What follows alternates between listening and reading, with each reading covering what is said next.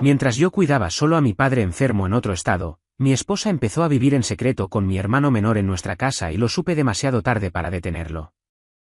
Soy un hombre de 34 años, y la persona de quien hablo es mi ahora exesposa, de 32. También hay otro protagonista en esta historia, mi hermano menor, de 30 años. No voy a poner nombres reales por obvias razones. Todo esto pasó en Colorado, aunque durante una parte de esta historia estuve en Texas, donde crecimos. Desde que éramos niños, mi hermano y yo fuimos completamente distintos. Yo era más serio, reservado, siempre enfocado en estudiar, conseguir una carrera, hacer lo que se supone que uno debe hacer.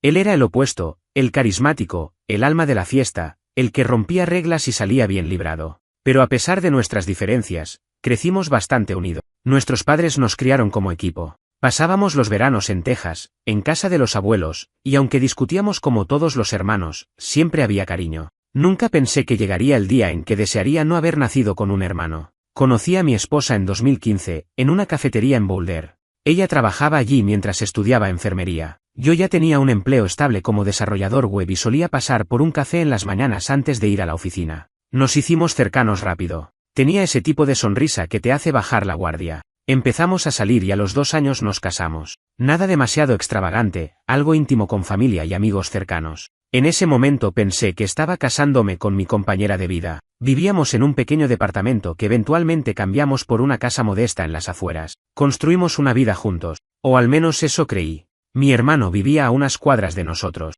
Había tenido trabajos intermitentes, algún que otro contrato, pero nunca nada estable. Mis padres, especialmente mi papá, solían presionarlo para que sentara cabeza, pero él siempre encontraba una forma de justificar su estilo de vida. Cuando venía a casa, siempre lo recibíamos. Mi esposa se llevaba bien con él, claro, no era raro. Él sabía caerle bien a todo el mundo. Incluso cuando discutíamos por sus tonterías, ella siempre trataba de suavizar las cosas. El primer momento en que algo me pareció raro fue justo después de que mi papá fue diagnosticado con cáncer de páncreas, etapa 4. Fue como si todo el mundo se detuviera. Él estaba en Texas, y yo sentí la obligación, ni siquiera fue una decisión, simplemente algo que sabía que tenía que hacer, de ir allá y estar con él. Había semanas en que necesitaba ayuda para caminar, para comer, para simplemente mantener la cabeza erguida. Mi mamá ya no podía sola. Así que tomé licencia en el trabajo y me mudé temporalmente con ellos. Mi esposa me apoyó desde el inicio. Me dijo que lo entendía, que era importante, que ella se quedaría en casa, trabajando sus turnos en el hospital y manteniéndolo todo bajo control. Mi hermano también me deseó lo mejor. Me abrazó antes de irme. Me dijo que me llamaría. Y lo hizo, al menos al principio. Me llamaban los dos, juntos a veces, me decían que todo iba bien en casa. Me hacían videollamadas desde la sala, incluso me mandaban fotos de la mascota, del jardín, de todo. Durante los primeros meses allá, el dolor de ver a mi padre desvanecerse lentamente fue solo mitigado por la idea de que en casa tenía a alguien que me esperaba, alguien que me amaba. Esa creencia fue lo único que me mantuvo cuerdo cuando lo vi vomitar sangre por primera vez, cuando lo encontré inconsciente en el baño, cuando lo escuché decir que ya no podía más. Pero hubo una llamada que lo cambió todo. Era mi vecino de al lado. No habíamos hablado mucho desde que nos mudamos, más allá de los saludos típicos de domingo por la mañana. Me preguntó si estaba de vuelta en la ciudad. Le dije que no, que seguía en Texas. Me dijo que había visto a un hombre, mi hermano, entrando y saliendo de mi casa varias veces por semana, incluso pasando noches allí. Yo traté de justificarlo. Tal vez estaba ayudando con algo. Tal vez se estaba asegurando de que ella no estuviera sola. Pero algo en su voz, ese tono de yo que tú lo revisaría, me dejó un vacío en el estómago. Llamé a mi esposa esa noche. Me dijo que mi hermano había pasado un par de veces, que había ayudado a reparar una fuga en el lavaplatos. Su voz sonaba igual que siempre, calmada, casi aburrida, como si estuviera repitiendo un guión. Fue la primera vez que no le creí. A partir de ahí empecé a hacer lo que nunca pensé que haría, espiar.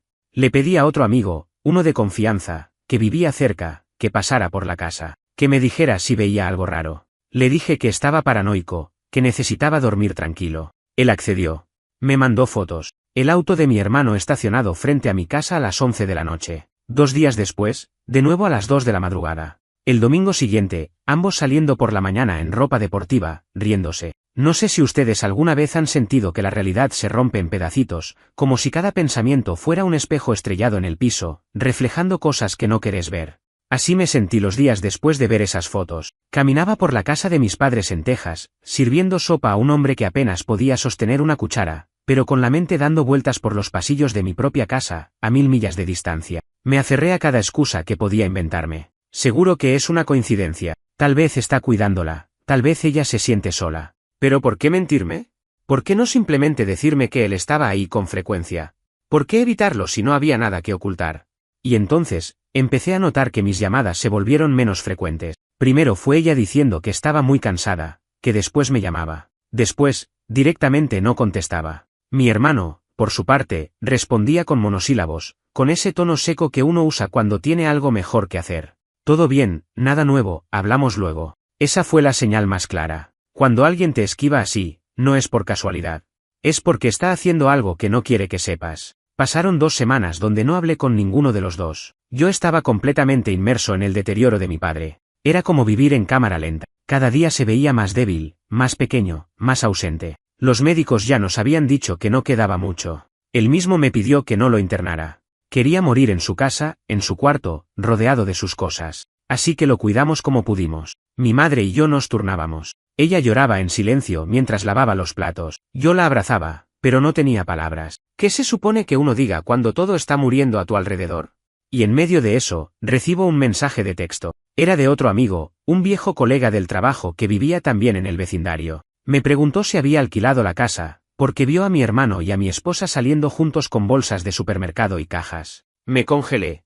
Cajas. No eran visitas. No eran arreglos. Eran mudanzas. Llamé a mi esposa. No contestó. Llamé a mi hermano. Nada. Mandé un mensaje que todavía hoy me da vergüenza releer. ¿Pueden decirme qué mierda está pasando? ¿Están viviendo juntos o qué?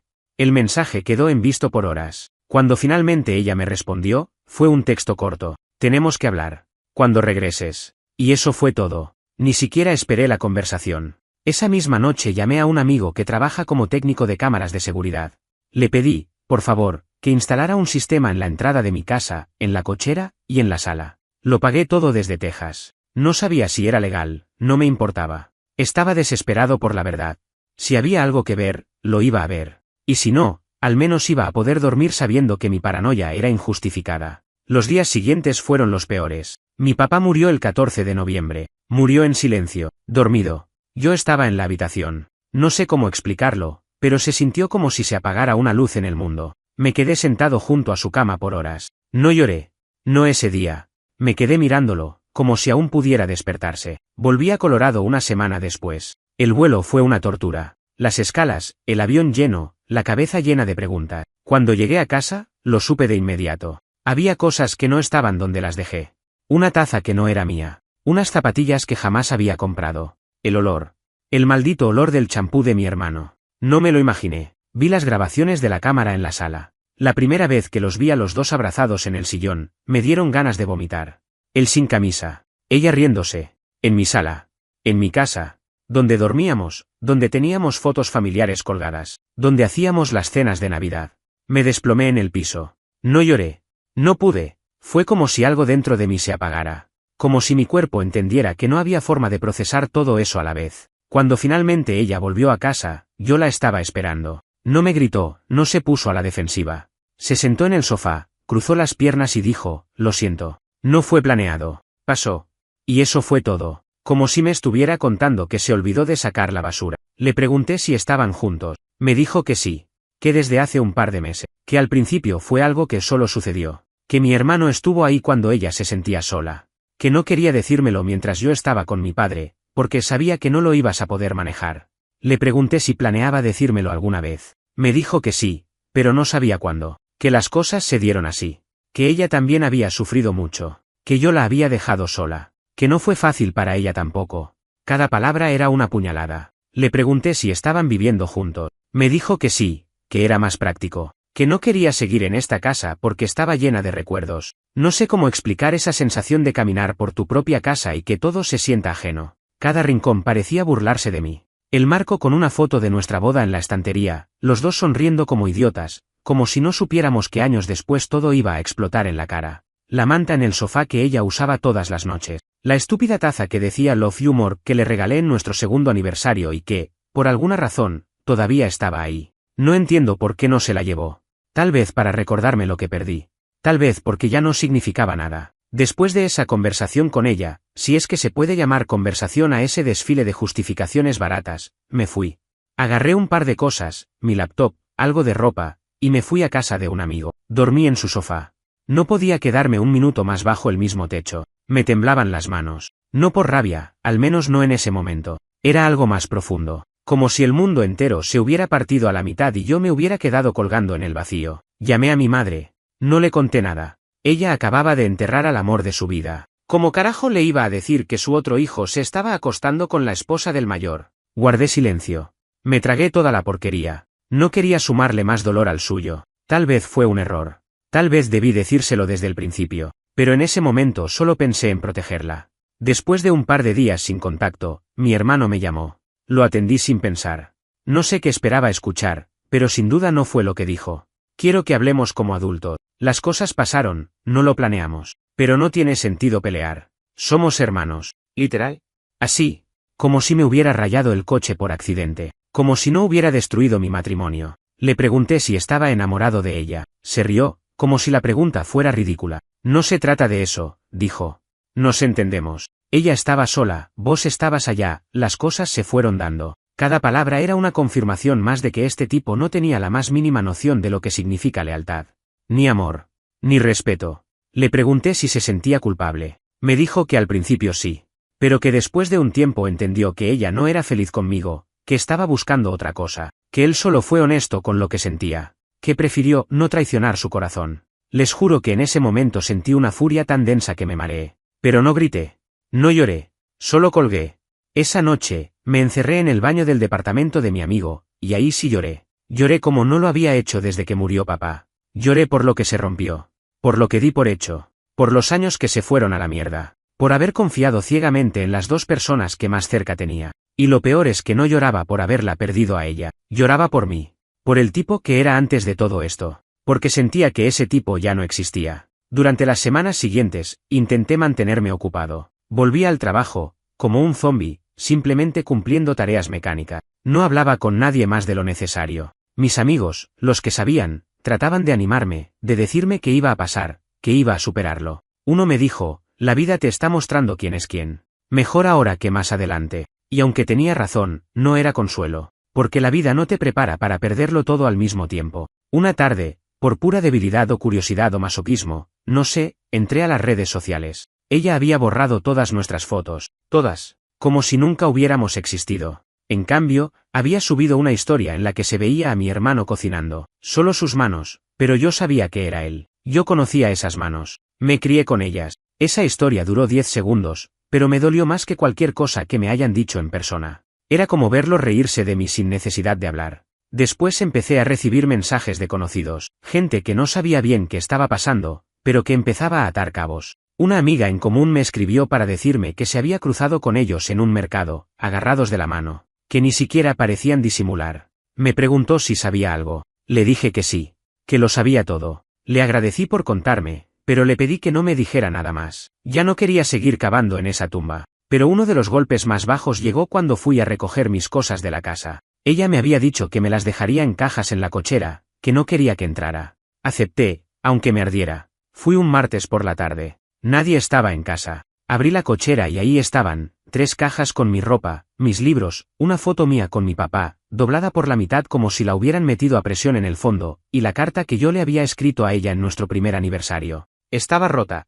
En 2 pedazos. Ni siquiera era por la carta. Era por el simbolismo. Era la confirmación de que lo nuestro no solo se había terminado. Había sido desechado. Tirado a la basura emocional, como si nunca hubiera importado. Como si todo hubiera sido una pausa hasta que llegara algo mejor. Y ahí, en esa cochera fría, rodeado de mis propios restos, supe que tenía que cortar todo. Que ya no había vuelta atrás. Que no podía volver a hablarles. Que si quería sobrevivir esto sin convertirme en una sombra, tenía que empezar por aceptar que esa parte de mi vida estaba muerta. Después de ese día en la cochera, me prometí que no iba a volver a poner un pie en esa casa. Era como una herida abierta con olor a perfume barato y traición. Me llevé las cajas, las tiré en el baúl del auto, y ni siquiera revisé bien lo que había dentro. Me daba igual si faltaba algo. Lo que realmente perdí ahí no podía empacarse. Era la confianza. La fe en la gente. La versión de mí que creía que los vínculos eran eternos si uno ponía el corazón. Volví al departamento de mi amigo. El pobre ya no sabía cómo levantarme el ánimo. Me cocinaba, me ponía películas, hasta trató de convencerme de que saliéramos a tomar algo, aunque yo me negaba todo el tiempo. No estaba para eso. Me miraba al espejo y veía a un tipo derrotado. Ojeras, la barba descuidada, la ropa como si la hubiera recogido del suelo. Me sentía sucio.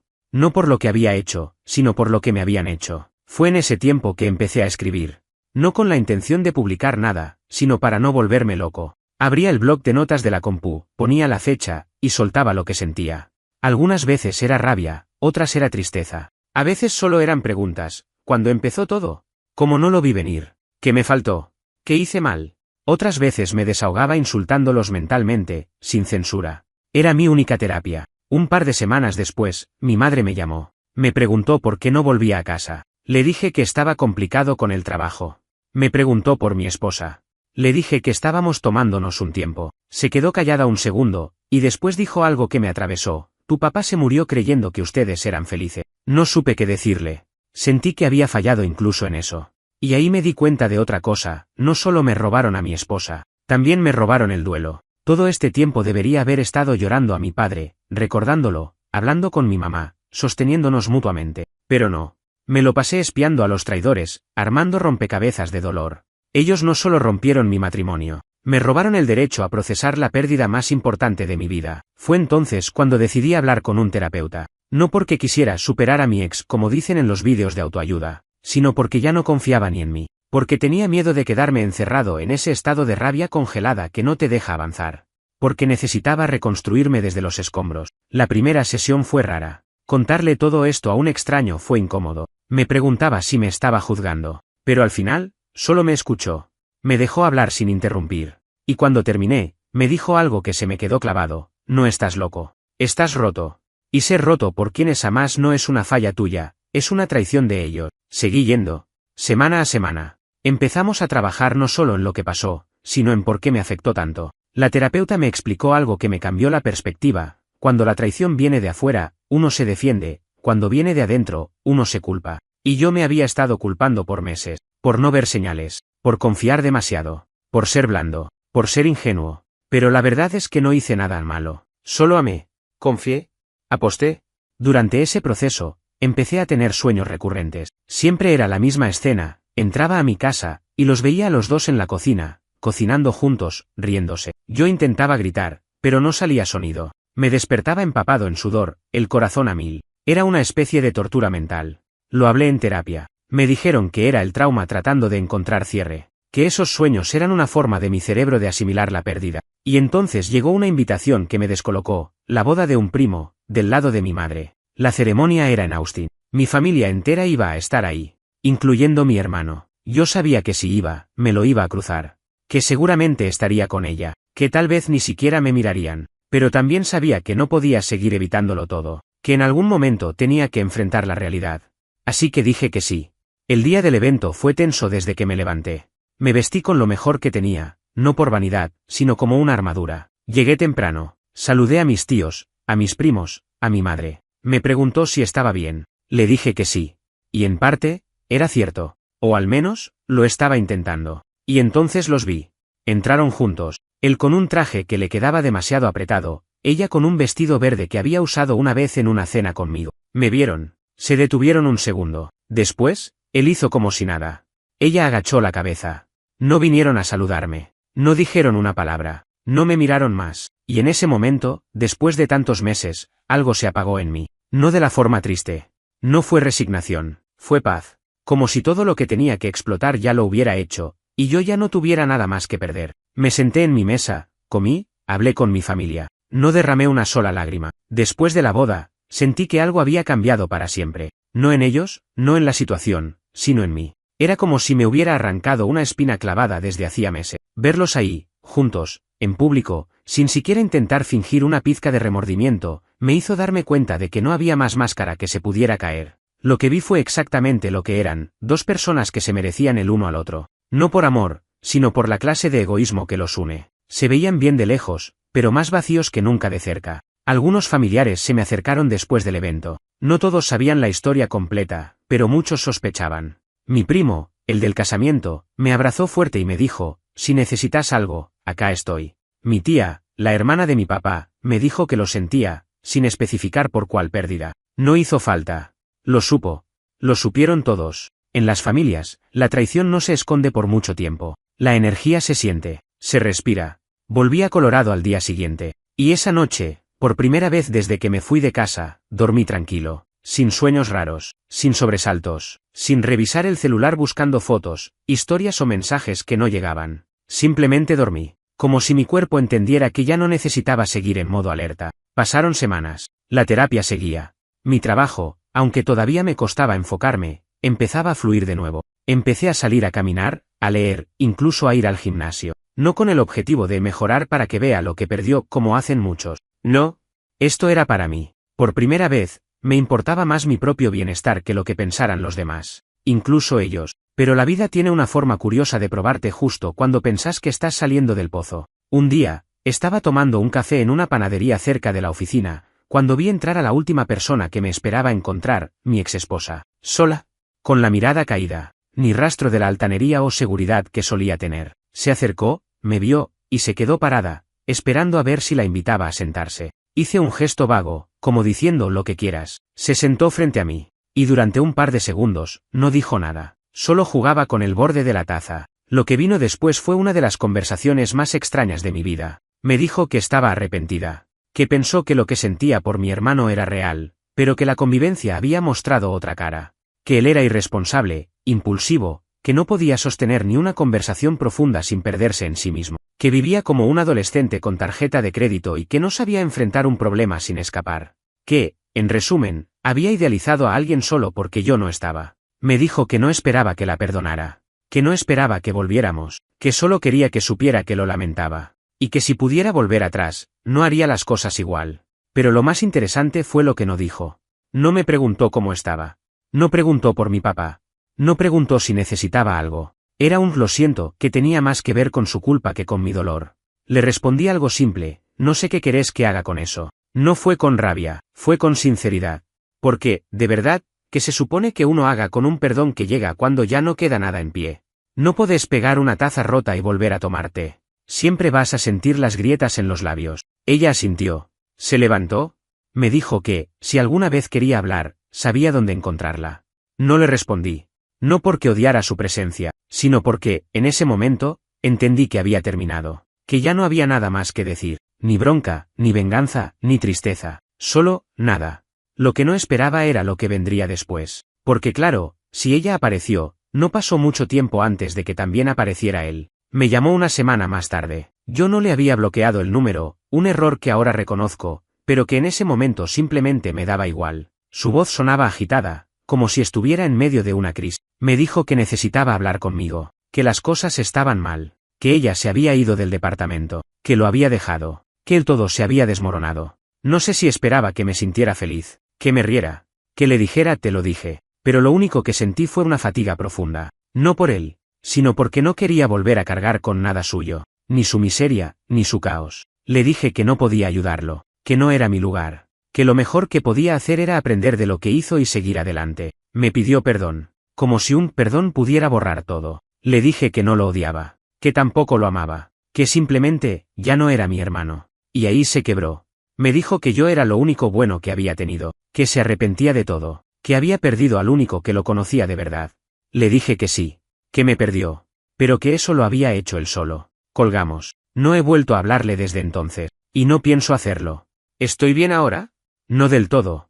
Hay días en los que me levanto con el peso de todo lo que pasó. Días en los que me acuerdo de las risas, de los planes, de las promesas. Pero también hay días en los que me miro al espejo y veo a alguien que sobrevivió a su propio derrumbe. Después de cortar definitivamente todo contacto con ambos, algo en mí empezó a respirar distinto. No fue inmediato, claro. Uno no se despierta un día y de pronto está curado. Pero sí hubo una especie de espacio nuevo dentro mío. Un silencio diferente. No el silencio incómodo de cuando te ignoran, sino ese silencio que queda después de cerrar una puerta con firmeza. Ese que dice, acá ya no vuelve nadie. Los días siguientes a la última llamada con mi hermano fueron extraños. Me sentía liviano y al mismo tiempo hueco. No me malinterpreten, no es que extrañara a ninguno de los dos. Lo que se extraña es la rutina, el hábito, el pasado cómodo aunque lleno de grietas. Es como dejar una casa vieja, aunque se caiga a pedazos, sigue siendo la casa donde viviste cosas importantes. Pero al final del día, una ruina sigue siendo una ruina. Fue por esos días que decidí vender la casa. La casa donde viví con ella, donde recibí a mi hermano, donde construí una vida que hoy me parece tan lejana como si hubiera sido escrita por otro. Me costó un huevo tomar la decisión. Cada rincón de esa casa estaba tatuado de recuerdos, incluso los buenos. Pero justamente por eso, ya no podía vivir ahí. Era como caminar todos los días por el museo de mi propio fracaso. Encontré un agente inmobiliario, arreglé todo lo necesario y empecé a empacar. Volví a entrar a esa casa por última vez y esta vez, lo hice solo. Sin nadie más, ni ella, ni él, ni testigos. Abrí los cajones, vi restos de papeles, fotos rotas, facturas a nombre de los dos. Me detuve un segundo frente al espejo del baño, ese donde me afeitaba cada mañana antes de ir al trabajo, mientras ella preparaba café. Me miré. No vi al mismo tipo. Y me gustó eso. Mientras empacaba lo poco que quedaba, encontré algo que no esperaba, una carta. No era mía. Era de ella, fechada unos días antes de que me fuera a Texas. En ella, me agradecía por acompañarla siempre, por ser su refugio, por hacerla sentir segura. Decía que no podía imaginar su vida sin mí, que esperaba que todo saliera bien con mi papá. Y que, cuando todo pasara, íbamos a retomar los planes que teníamos. No lloré, ni me enojé. Solo me senté en el suelo con la carta en la mano y pensé, ¿cuánto de eso fue verdad? ¿Cuánto era puro acto? Tal vez en ese momento sí lo sentía. Tal vez fue sincera por un rato. Pero eso no hace menos real la traición. Sentir amor no es excusa para lo que hizo. Se puede amar y aún así ser un cobarde, un egoísta, un destructor. Lo supe entonces, no todo lo que duele es injusto, pero sí todo lo que se oculta y traiciona es imperdonable. Después de vender la casa, alquilé un departamento chico en otro lado de la ciudad. Empezar de cero no fue algo heroico, fue necesario. No decoré mucho, solo lo básico. Quería que el espacio respirara neutralidad.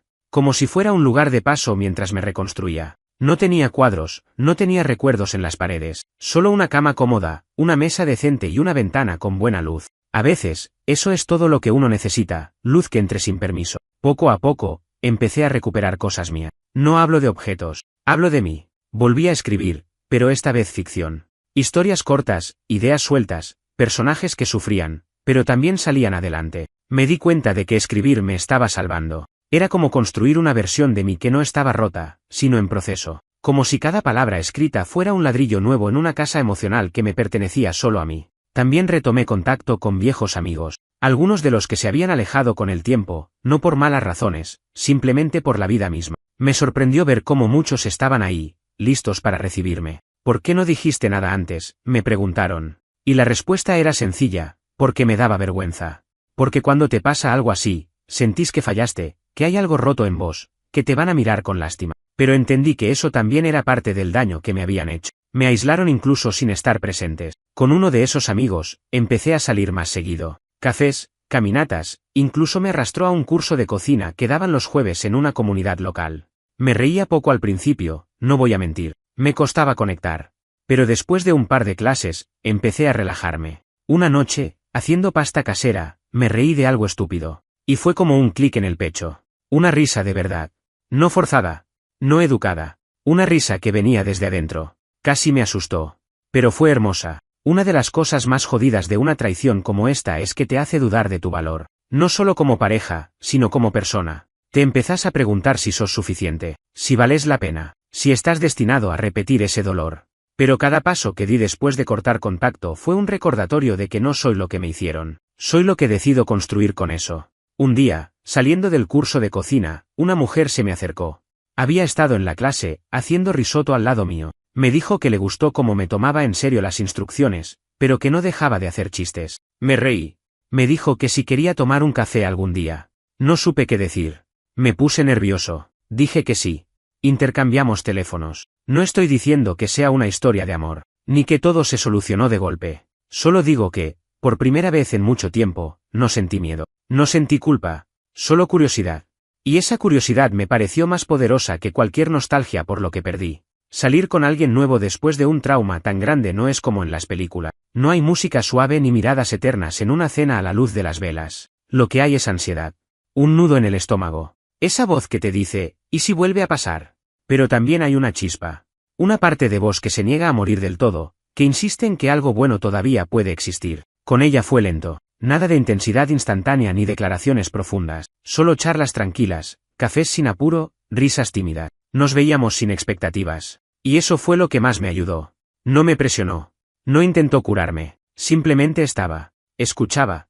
Me hacía preguntas simples y humanas, como si no tuviera miedo de la herida que yo era. Un día le conté lo que había pasado. No todo, pero sí lo esencial. Que mi esposa me había engañado con mi hermano mientras cuidaba a mi padre enfermo. Que había perdido todo de golpe. Lo dije sin dramatismo, como quien cuenta una vieja historia familiar. Ella me miró, no con lástima, sino con una calma que me desarmó. Me dijo que no entendía cómo había sobrevivido a eso con la cordura más o menos intacta. Le respondí que, en realidad, no estaba tan seguro de haberlo logrado. A veces, cuando me quedaba solo en mi departamento, la cabeza igual me traicionaba. Recordaba escenas que no quería, como cuando mi hermano me ayudó a elegir el anillo de compromiso. O la vez que ella me esperó con velas encendidas después de un día horrible. No sé por qué pasa eso. Es como si el dolor fuera un algoritmo que insiste en recomendarte los momentos más felices, sabiendo que ahora duelen más. Pero cada vez duraban menos. Cada recuerdo perdía un poco de su filo. Ya no me rompían. Me incomodaban, sí. Me tocaban. Pero no me hacían sangrar. Era como si la herida se estuviera cerrando, dejando apenas una cicatriz que dolía con el cambio de clima. Una noche, meses después de esa conversación con mi exesposa en la panadería, recibí un correo electrónico. Era de ella. El asunto decía simplemente, perdón final, si querés leerlo. Lo abrí.